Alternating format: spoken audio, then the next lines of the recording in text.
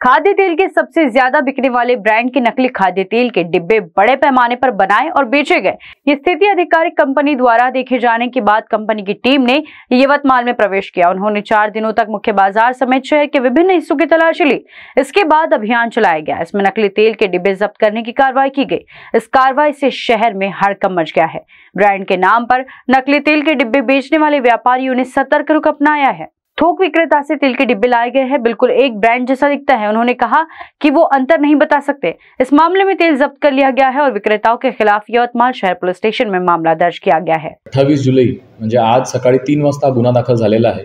याच्यामध्ये Fortune company जी आहे, जी खाद्यतेल विकत असते, हे बनावट खाद्यतेल असण्याची तक्रार फॉर्च्यून कंपनीचे सिनियर इन्व्हेस्टिगेटर श्री अनूप संभाजी कोलप यांनी पोलिसांना दिली आणि अधिक तपास केले असता याच्यामध्ये साधारण 1,93,500 रुपयाचा मुद्देमाल हस्तगत करण्यात आलेला आहे आणि 4 लोकांना याच्यामध्ये आरोपी सुद्धा बनवण्यात आलेला आहे।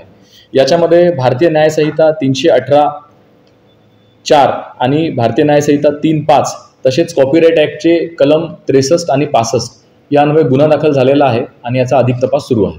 आरोपींना ताब्यात घेतला आहे।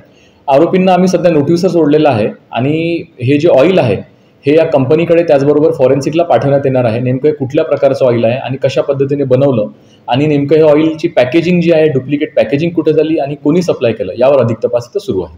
कारा न्यूज के लिए यवतमाल से समीर खान की report. Central provincial school and junior college शिक्षा पाए अब संस्कार के साथ day boarding and residential school facilities, library, laboratories, computer room, digital classrooms, music, vocal and instrumental, dance, classical and western, sports, indoor and outdoor. Central Provincial School and Junior College, 38 Vedahari, Outer Ring Road, Post Besa, Nagpur. Our branches at Rameshwari and Vedahari. Contact number 7276066999 and 7276055999. Central Provincial School and Junior College.